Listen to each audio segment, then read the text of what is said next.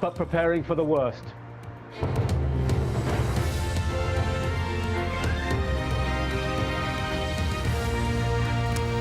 It is 9 GMT, 11 o'clock in the morning in Libya. Hello, I'm Fuli Batibo. You're watching Al Jazeera live from Doha. Also on the program, a well-managed PR stunt or an act of desperation. Muammar Gaddafi speaks to the world's media, laughing off calls for him to quit. Mass protests on the streets of Yemen as the president prepares to announce a new unity government.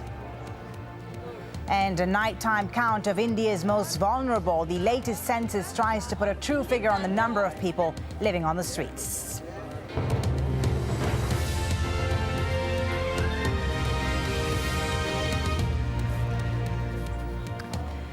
Muammar Gaddafi is refusing to buckle in the face of growing resistance inside Libya and pressure from the international community. Forces loyal to the Libyan leader launched overnight attacks but failed to retake anti-government strongholds. There are now fears Gaddafi is preparing an attack to regain control of Nalut, about 60 kilometers from the Tunisian border.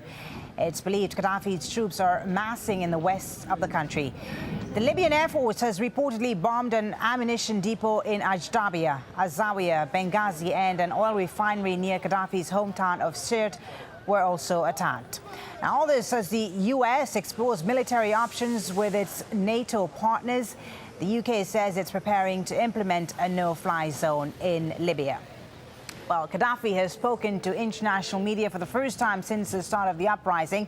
He says he still has the support of the Libyan people, and he repeated his claim that Al-Qaeda is behind the unrest. No demonstration at all in the streets. No one against us. Against me for what? Because I am not president. But then... They love me, all my people with me. They love me all. But if they do love you... They will die to protect me, my people. If you say they do love you, then why are they capturing Benghazi and they say they're against you there? Why are they in Zawiya? It is Qaeda, not my people. It is Qaeda. Qaeda, yes. All right, let's speak now to Al Jazeera's Tony Bertley, who joins us live from eastern Libya in Benghazi. Tony, if I could ask you first, what's been the reaction there to the comments made by Gaddafi about the people still loving him? Well, complete and utter disbelief, and I think the laughs from the people when they hear that are louder than their leaders laughed during the interview, because it's nonsensical to believe there's any love for this man in this part of the world, at least. And if there is any love, they're keeping it well hidden. Quite the contrary, they're coming out now more and more every single day with more tales of torture, oppression and deprivation at the hands of this man. And they want him to go. I mean, a lot of them want him to die, to be honest. They want him dead, they want him executed, they want to see him go the same way that Saddam Hussein did at the end of a noose. But there's no love for him here, quite anger, and that's building up more and more and more the longer he hangs on and comes out with very strange statements like the ones he's come out with now. But certainly there's fear now that he is preparing for a major offensive to retake those strongholds in the east, including Benghazi. How are the people there preparing for that eventuality?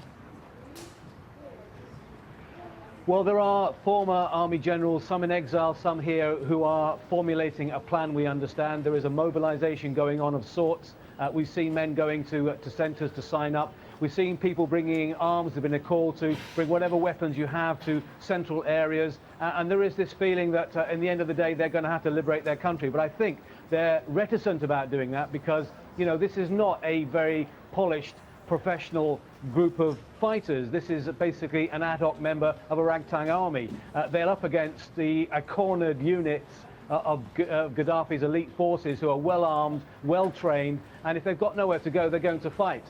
Whether or not Gaddafi's forces are going to stretch out as far as Benghazi, it's an awful long way, something like 1,200 kilometers from Tripoli. We don't know, but if they're cornered, they're wounded, and they're angry, they could do anything. Tell us about life in Benghazi, Tony. This was, of course, one of the first cities to fall.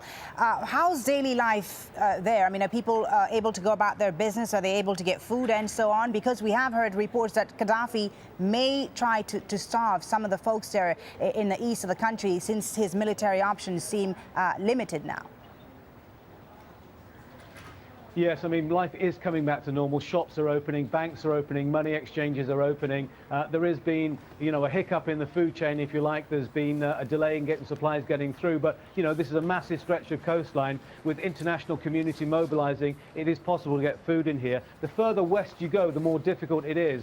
And some of the places we were yesterday, for example, were showing signs of hurting and feeling the pinch from this uprising. They've got lack of food, they've got lack of medicine, and they're now starting to get to the point where they're desperate. So within the next week or so, they need to get serious supplies in. But Benghazi is functioning. They've got sort of an interim committee here working on where we go next. So there is some causes for concern also about the makeup of those committees, because some people have complained that the same old faces who were appointed under Gaddafi are now appearing in these committees. So that's a problem that they're going to face. Not all the people want that. So, it's feeling its way. This is a new beginning for Libya, and a new beginning here in Benghazi. And Benghazi has suffered. The people here have suffered. There was an uprising in 1996. Something like 1,200 people were killed. Thousands were imprisoned. Some never appeared again. So Benghazi has paid a cost. Benghazi is celebrating. But Benghazi is now looking forward to what is the next step. Okay, thank you very much, Tony Bertley, reporting there live from Benghazi. So let's take a look now at who is in control of various parts of Libya. Latest reports suggest the western Libyan city of Nalut has become the latest to fall into rebel hands. The town of Misrata is also under opposition control, but there have been reports of fresh battles with government forces there. Troops have launched an assault on the Ras Lanouf oil refinery near Gaddafi's hometown of Sirte.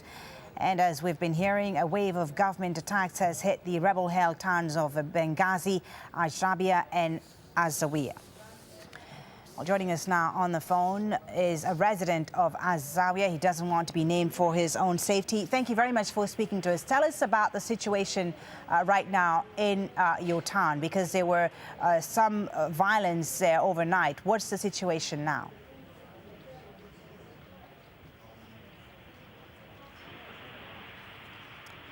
Can you hear Hello? me? Yes. Yes, I was asking you to tell us about the situation right now in AlZawiya. This is, of course, one of the cities that the pro-Gaddafi forces are trying to retake. What's happening?